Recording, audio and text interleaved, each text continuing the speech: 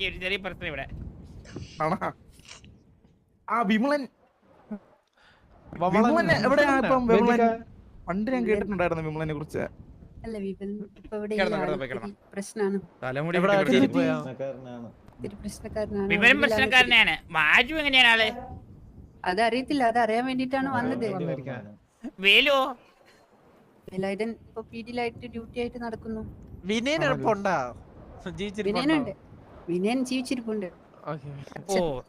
ഒന്ന് കാണാൻ പോലും ഒന്ന് പുള്ളിയുടെ കാലിലൊന്ന് വീട് കുറച്ച് അനുഗ്രഹം മേടിക്കണം പുള്ളിയുടെ കാലിൽ വെച്ചിട്ട്.